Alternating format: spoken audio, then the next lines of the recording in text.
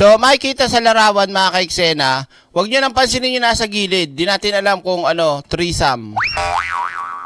Anong threesome? Guwapings. Nasaan ba yung tubo? Oh, tingnan mo naman yung pormahan ni Barbie to, tsaka ni Franco. Maraming magaling magtago na pagiging nila, sila isa, baka akala nyo. At maraming magaling magtago ng pagiging Barbie. 'Di ba? Oh. Tingnan mo naman Nasaan ba yung tubo? 'Di ba? Oh. Kinakabahan nga ako sa picture na to kasi yung picture na to parang yung nasa gitna. Siya talaga yung pinaka rito Oo, tatluhan to mga kaiksena. Anong laro? Mataya-taya. 'Di ba?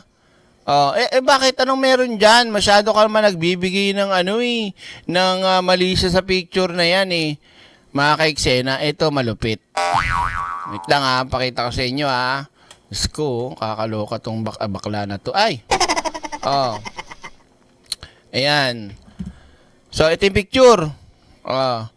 Ngayon, ito pa isa, mga kaiksena. Sabi ko na!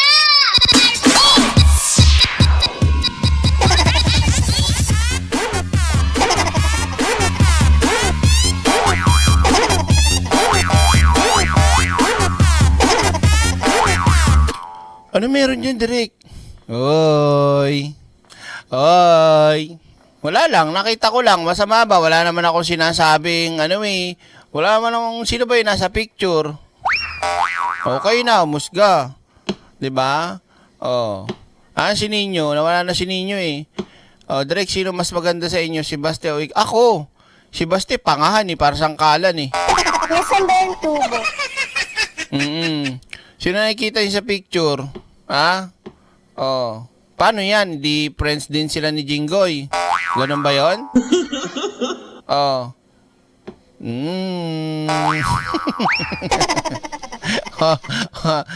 Di ba? Wala po tayong sinasabi. Ang ko lang, baka friends sila. Ito lumabas naman to. Hindi naman to sinisecret. Lumabas sa social media. Ayon sa mga balita.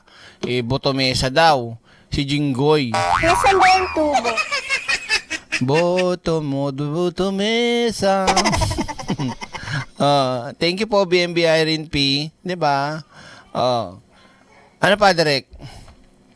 Pinakita ko lang yan. Wala po tayo ibang meaning dyan. Ano ba? Natatawa sa'yo si Daddy, Direk. Inaano ko si Daddy. Ay, Daddy, arigato gozaimasu, gumastos ka. Nandesyo. Nasaan ba yung tubo? Ano nga? Diba? Hi, Daddy. Hello. Kita mo, Daddy, nandun yung nakasadulo. Botomesa daw. Nasaan ba yung tubo? Erase na natin. Wala tayong ibang meaning dyan. Sabi lang nila yun sa balita, botomesa. So, may papakita muna ako mamaya na tong The Three Musketeers. Ito muna tayo. Okay?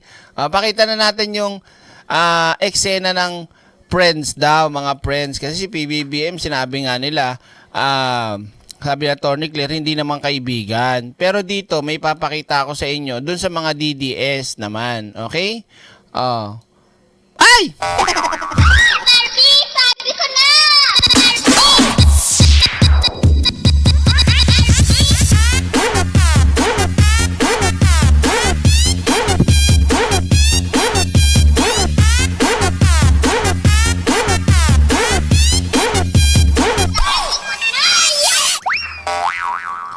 Ang bakla ang landi Iba yung ngitian din ni Franco no? Franco, ramdam kita. Ramdam kita, Franco. Ito sa baba nito, dito sa baba. Yan, sa baba. May nakasulat dyan. May message. Welcome back, our good friend Harry Roque. Nasaan ba yung tubo? Naku, search nyo na lang doon sa Facebook ni Franco. Makikita nyo ang dami. So, ang comment at ang caption ni Franco, sa Malacanang siya, welcome back our good friend, Harry Roque.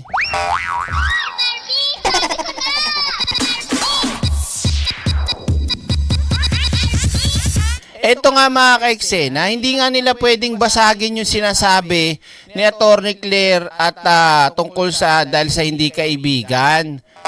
Papaano? Sige, pagpalagay natin kung kaibigan. O hindi, kasi nagtatrabaho siya, di ba? Papaano to? Ito literal mismo, aminado, kaibigan. Di ba? Hindi lang yan marami pa yan. Napakarami. Kahit sa mga dilaw, sa pink, sa mga Duterte, sa blue, sa white, lahat ng mga naging kulay ng eleksyon, meron si Franco. So hindi nyo pwedeng iputok lang sa kay Pangulong Bongbong Marcos yan kasi meron din silang alin, putik na kukuhanin at masasalo. So eto na mga ka-eksena, ulitin natin from Boto Mesa to Hubadera. Di ba si topless yan, si Ari Roque? Tignan natin kung magta-topless. Hayop na butanding to. Ang pangit no? Laki no? Ito. Sino pa nang nandyan? Oy! Nasaan ba yung tubo? Ito malupit Hindi niya friend si Chabit, pero tito niya.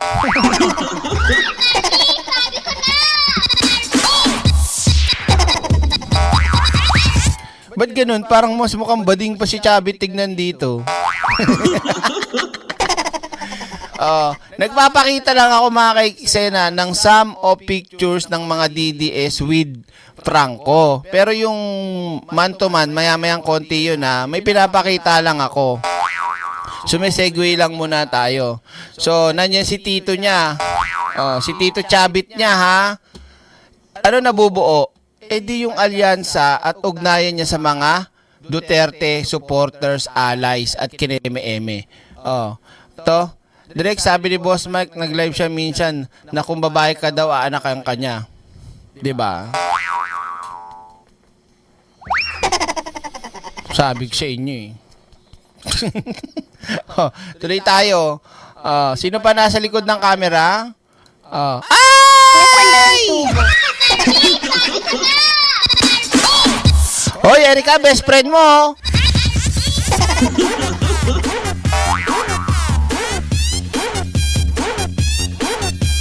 Paano kaya to?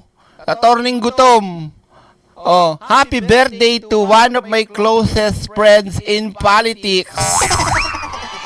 Ayos na!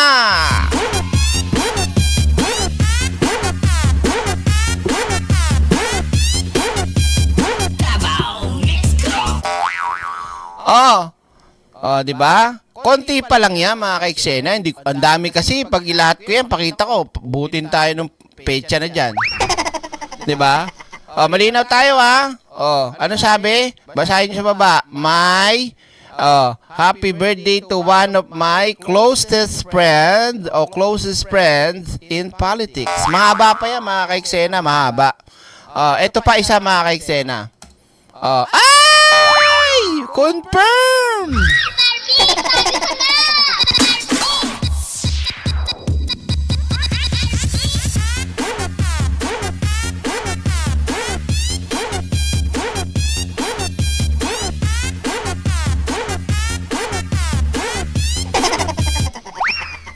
Confirm! Diba?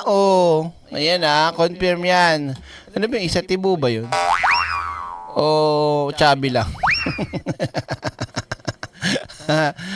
Ito pa mga ka-eksena. Pak! Sabi ko na!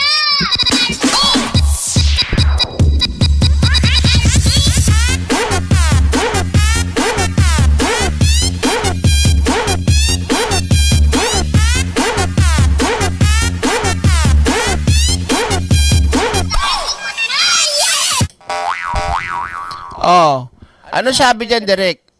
Mahaba yung message niya dyan Pero, alam ko, sinave ko yung caption niya dyan. Okay? Ito yan. Wait lang hanapin natin. Saan yung lintik na putak? Saan na ba yun?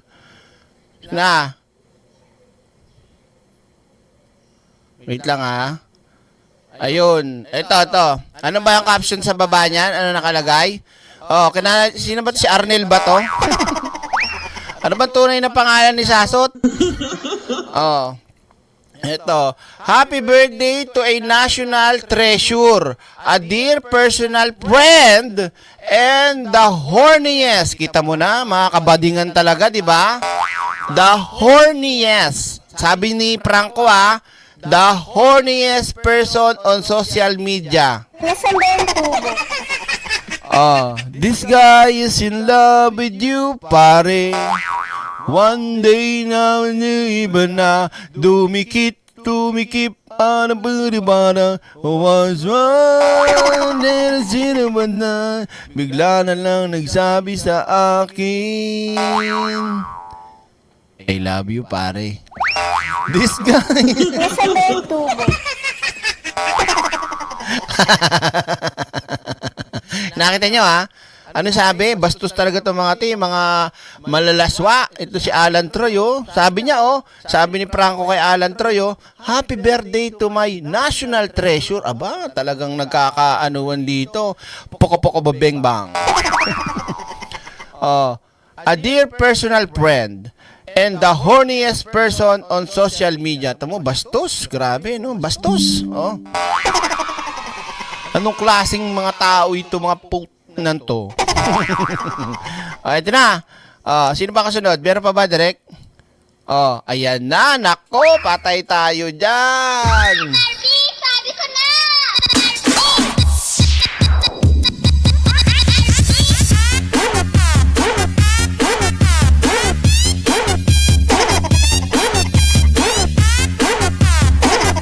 Basa. Ano sabi, Direk? Eto, post ni Franco to, mga kaiksena, His son slept over last weekend and we share a bed. Oh my God, what? Ew. Grabe, yung hindi nyo pala kita. Sorry, Lalakihan natin. Wait lang. Para makita ninyo ng bongga. Alam ko meron ako dito yata, Wait lang, Ano yun? Lakihan natin. Yan. Anong sabi? Post ni Franco yan, Kasama niya pa sino? With Martin Andanar and 2 others sa Malacanang. Nag-post siya. Sino ang pinost niya? His son. Son ba o his daughter? Sisterette din, Direk. Ano ba kayo? Alam niyo ba sa circle nila, mga kaiksena, maraming bading. Puro kabadingan. Yung mga vlogger na karamihan bading. So, nag-share daw sa bed. Sino? Baste, wanna know something about my dad that no one else dad? Nasaan ba yung tubo? Grabe, kinikilig ako doon. Tingnan nga natin dito. Ayan wait lang Grabe. It's so, wait lang. Yeah. Nasaan ba yung tubo? Lumi-leather jacket para mapagkamalang lalaki. Yan ang mga, mga action star kailangan para magmukha kang tigas, Leather jacket. Diba? Tapos makikita mo ito yung ay, nako. Hindi mo gani. Happy ka too. Tinan mo, si Basti pa yung nagsalita ng, hindi imagine ko lang, hey, wanna know about something my dad that no one else does? Nasaan ba yung tubo? Habang may tugtog na Direk, anong tugtog? Nasaan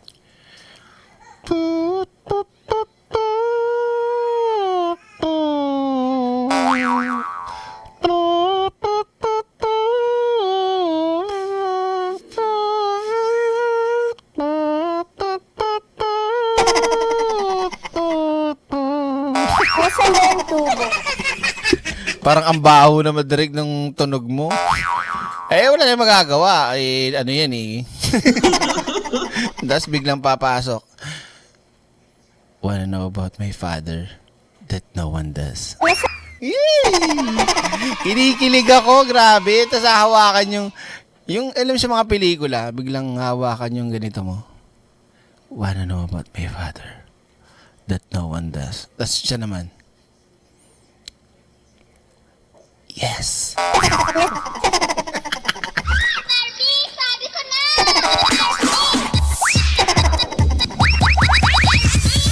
Ay, nako. Ano pa sabi? Ano pa sabi?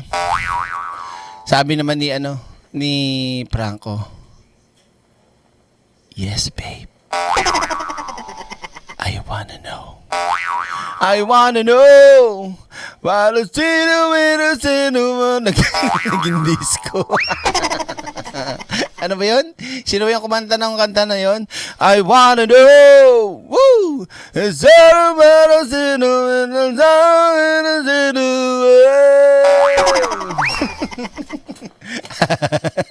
Tas Baste, ito pa sabi ni Baste daw, oh. The one thing he's always wanted more than anything is to die and die a hero. Nasaan ba yung tubo? Pero syempre, iba na yung iniisip nila dyan. Habang yung kanilang mga isip ay malikot. Habang ang kanilang katawan ay nanlalagkit ng gigitata. Sino may alam ng kanta ang tinatanong ko?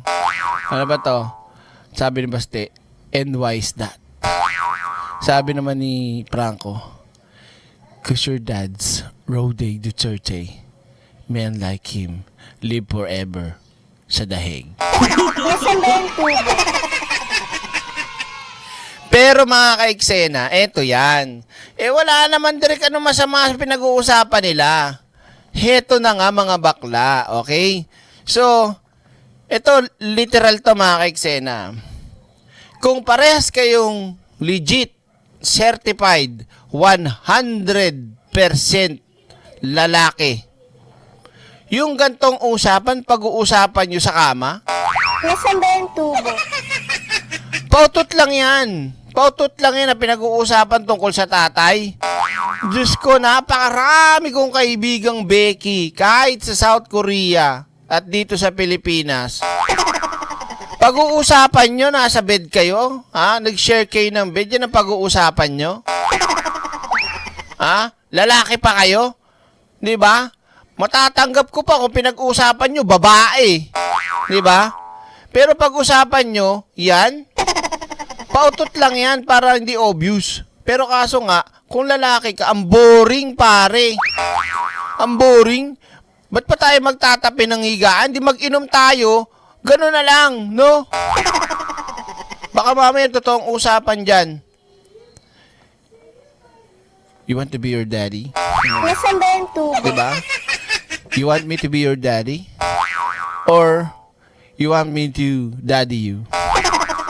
Diba? Hindi, para sa akin mga kaiksena, usap tayo tungkol sa tatay mo, nakahiga. Ang gagawin natin dyan? Diba? Kung ang pitchel doon, kung ang bote doon, bili ka Red Doors, okay, bumili ka ng Alfonso, ganun. Pag-usapan natin yung tatay mo. Diba? Sharing in one bed, tapos tatay pag-uusapan. Oh, wag kayo magulo. Bakit ba? Diba? Tinawag mga, oh my God, look at this, look at this, look at this. Tingnan mo naman ang birada ni Franco, yung tsurang parang akala mo, di ba?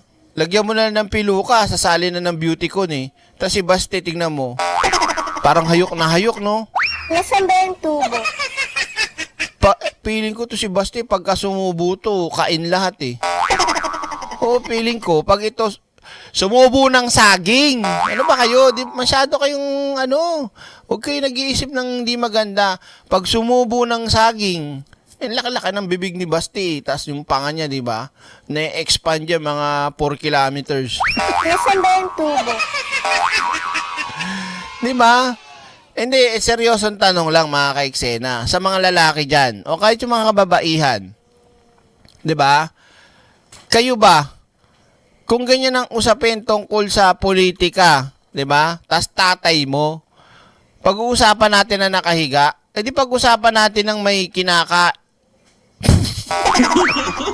may iniinom. Hindi pwede may kinakain. Baka sa iba mapunta yon. 'Di ba? Subo din yun eh. 'Di ba? Oh, ang boring pare. Kung ikaw lalaki, tapos pag-usapan natin magkatabi tayo sa bed, sa pillow, tapos tatay mo. Ba, kung halimbawa, bading, kung ako bading, tatampalin kita. Ano to? Higa tayo dito, tapos pag-uusapan natin tatay mo. Hindi pwede. Kung mag-uwi na lang tayo kung ganyan din pala pag-uusapan natin. Kala ko ba mahal mo ko? Ganon. Hindi, literal to mga kaiksena. 'Di ba? Halimbawa, magjowa. Magjowa, kunyari, babae at lalaki. Tapos, matutulog yan. Matutulog sa isang bed, tas kayo lang. Kalokohan, pagka hindi sila nakaisip ng alam nyo na. Tapos, halimbawa, yung isa gusto, 'di ba? Tapos sasabihin ng isa, alam mo, pag-usapan natin tungkol sa tungkol sa, halimbawa, walang kakwenta-kwentang bagay. May inis yung partner mo, matulog ka na. Matulog ka na, kung yan pala ang gusto mong pag-usapan natin, wag na lang. O kaya, uwi na ako. 'Di ba? Kalokohan, katarantaduhan, na hindi mo maiisip yung ganito sa mga to eh. Hindi naman kami ang nagbigay ng dahilan para mag-isip kami ng ganito. Kayo, hindi kita niyo yung galaw nyo. 'Di ba? Mga Brokeback Mountain. 'Di ba? Si Madriaga, tinawag siyang Syokla, Didigong. Yun na nga, kaya nga lumalabas na nga yung mga kalandian, kabahuan at mga kaletsihan nitong mga Duterte. Unti-unti na talaga nga sumasambulat, pumuputok parang mayon, 'di ba? Kaloka oh.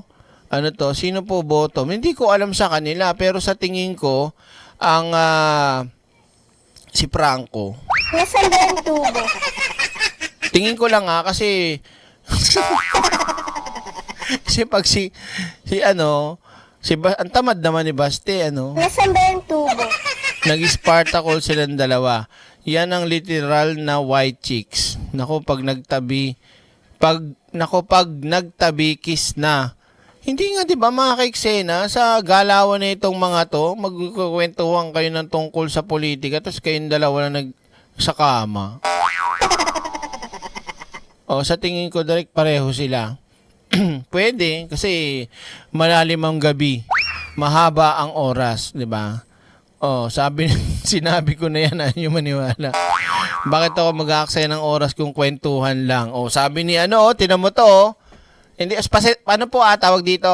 Wag ko kayong ma-open sa pinag-uusapan natin. Ito po realidad naman to. Okay? Kaya wag kayong mabastusan ha. Real talk lang. Sa totoong buhay, ako sa tagal na ng panahon, sa mga experience ko, kalokohan yan. Yung meron kang kasama, tapos, pares pa kayong inaintriga ng bading. Tapos ang gagawin nyo, magka-share pa kayo sa kama.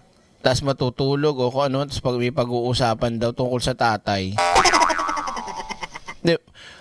At bilang lalaki, ramdam ko na may kaba doon sa usapan at pwestuhan nilang dalawa. Kabaklaan. Ang kapal ng makeup dyan sa picture. Yeah. Nasaan ba yung tubo? Hindi ko pwedeng i-judge yung isa yung nandun sa dulo Hindi ko naman kilala yan Pero kung aamuyin ko, amoy na amoy. Pag inamoy ko, sa picture lang, amoy. Anong amoy? Albatros. Nasaan ba yung tubo? Okay lang mag-intimate pero wala na pinablicize niya. Tayo ba may kasalanan kung bakit natin naiisip to? Lalo lang tumitibay ang sinabi ng tatay niya tungkol kay Baste na isang bakla. Bading, 'di ba? Malansa, malansa. Bakit sa kama ang kwentuhan? Hindi ba pwedeng sa sala or sa kitchen while eating? Pwede rin naman po, kaya lang ibang eating naman yata ang gagawin nila doon. Magkarera sila ng paunahan kumain ng saging. Naka-jacket pa si Baste direct, pero bakat tibak niyan. Grabe naman to si Chelan. Paano mo naman nalaman nakatibak? Pero ano talaga mga ka-eksena, ako hindi ako manghuhula, hindi ako tawag dito, pero nararamdaman ko talaga bira ako nagkakamali sa mga nararamdaman ko pagka may inaamoy ako. Pag tinignan ko yan, nako. Minsan, buka pa lang ng bibig Yung pagsalita pa lang niya ng, hello, magandang umaga po. Yung mga ganon. Oh, hi to everyone. Doon pa lang, nababasa ko na din Pwede pala amoyin sa picture. Try mo. Nasaan ba yung tubo? Try mo. Yan Oh. Pag inamoy mo, titigan mo muna. Titigan mong ganyan. Tapos tsaka ka umamoy. Nasaan ba yung tubo? Ganon. Maramdaman mo. Oh. Sino to? Ano to? Pareho lang sila direct. Ay, salamat pala, Chelant, Oh. Tuloy natin, Kasas titignan mo lang mga ka-eksena, Oh. Yan, Oh. Amuyin nyo lang, amuyin nyo. Amuyin nyo lang. Oh. 'Di ba? Ito na lang, Ito yung comment niya kay Sasot. Kay Sasot, Kung lalaki ka, tapos sikat ka na influencer or content creator or 'di ba? Sikat ka kunyari, personality. Siyempre, ingatan mo yung image mo, 'di ba?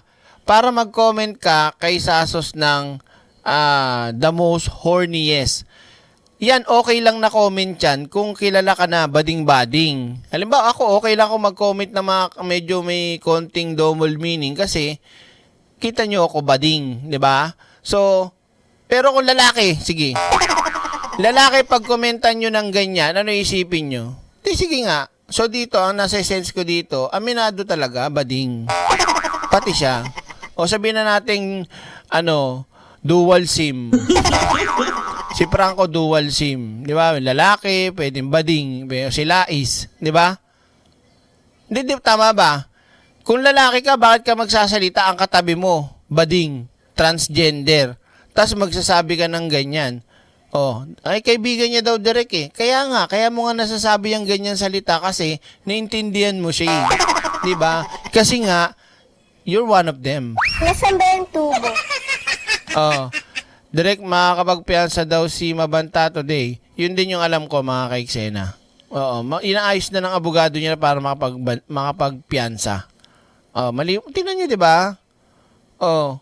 Lalaki ka tapos ang message mo may halong ganon. Ano isipin sa'yo ng makakabasa niyan? 'Di ba? Paano mo nasabing horny si Sasot? Ba't nagkatikiman na ba kayo? 'Di ba? Correct me if I'm wrong. Kaloka, no? Bakit? Lagi kayo magkasama? Tignan mo naman yung upo niya, literal na akla. 'Di ba? Ako talaga, wag niyo akong mababasa at mababasa ko kayo. Okay? Maliwanag tayo dyan. Meron pa ba? Yan yung live natin. Diba, no? Pero mga ka-eksena, ayon nga dito kasi sa kanyang sinabi, hindi ho tayo ang may kasalanan kung bakit siya napag-iisipan. Unang-una, kitang-kita sa mga posting nila, sa mga lumalabas sa social media, at syempre sa gawa mismo nila o dahilan, sila mismo ang may dahilan para sila makriticize sa kanilang pagkatao. Hindi pa nga yan mga ka-eksena meron pa yan dito hindi ko pala na-send. Ito ang dami nila dito mga ka-eksena. Andyan si Attorney Gutom, sino ba to? Siyempre si Harry Roque, yung mga DDS vloggers, nandito, kompleto. Saan pa ba yun? Ang dami niyan Hindi ko na kasi sinave kasi ang haba. Ito nga si Bato, andito si Bato. Bato. Sino pa? Sino pa ba yung hindi ko pa nasama? Ito, si Mark Lopez, si Badoy, at saka si Digong, at saka si Franco. Pag sinearch nyo yung Facebook niya ni Franco, magugulat kayo, napakaraming politiko mga ka-eksena. Kaya hindi pwedeng idikit nyo lang o i-stack lang nila kay Pangulong Bongbong Marcos. Sira ulo nyo. Mas DDS pa yan eh. Unang-unang DDS pa yan eh. Nasaan ba yung tubo? Diba? So, yan. Kayo na bahala mag-isip, pero ako, nakagawa na ako ng istorya, nakagawa na ako ng nangyari sa utak ko, pero hindi ko pwedeng ilabas sa inyo kasi baka ma-cyber libel ako. Basta yun lang tayo sa pinapakita nila at mga ebidensya na lumabas. Oh, maliwanag tayo dyan, mga ka-eksena ha. Oh,